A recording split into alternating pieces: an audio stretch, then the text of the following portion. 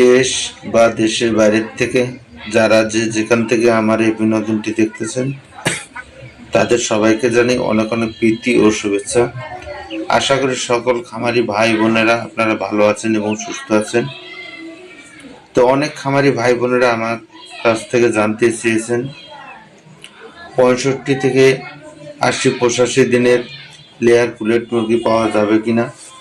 তো মূলত যারা 65 থেকে 85 বা 90 দিনের পুলেট সংগ্রহ করতে চান তাদের জন্য এই ভিডিওটা খুবই গুরুত্বপূর্ণ। তাই এরকম নিত্য নতুন ভিডিও পেতে আপনারা চ্যানেলটাকে সাবস্ক্রাইব করে বেল আইকনটি অল করে সাথেই থাকবেন।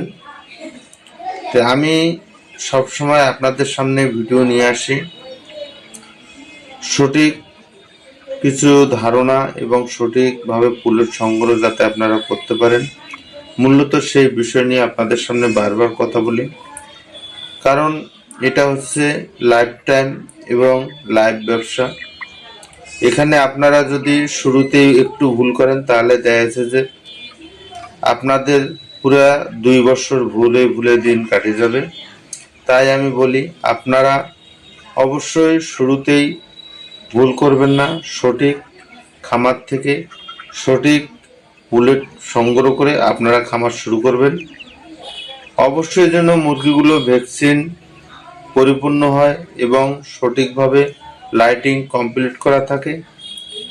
এছাড়া মুরগিগুলো সঠিক গাইডলাইন মেনে এবং মুরগিগুলোতে কি কি চিকিৎসা চলতেছে এবং কি কি ওষুধ এই মুরগিগুলোতে প্রয়োগ করা হয়েছে, এই বিষয়গুলো আপনারা খামারের কাছ থেকে জেনে নিলে সব থেকে ভালো হয়। কারণ হলো যেহেতু এই মুরগিগুলো আপনাদের কাছে 2টা বছর ডিম প্রোডাকশন দিবে,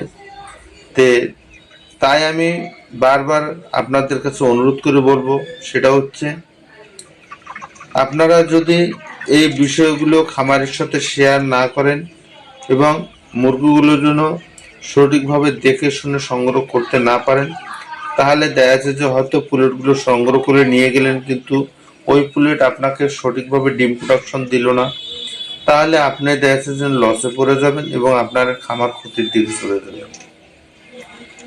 আর পুলেট সংগ্রহ করলেন ঠিকই, দেখা যাচ্ছে যে পুলেটগুলো এক সমান হয়নি, ছোট বড়।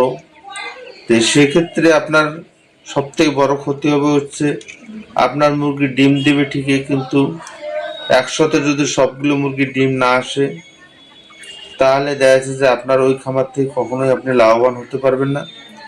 বরঞ্চ আপনি হয়তো দোষ দেবেন পুলেট বিক্রেতার বা পুলেট যেখান থেকে সংগ্রহ করছেন সেখানকার, কিন্তু আসলে আমি মনে করব ওইখানে দোষ দিয়ে আপনার লাভ নেই। মূল্য তো হচ্ছে আপনি যে সিলেকশন করেছেন বা আপনি যে সিদ্ধান্ত নিয়েছেন সিদ্ধান্তটা আপনার ভুল ছিল।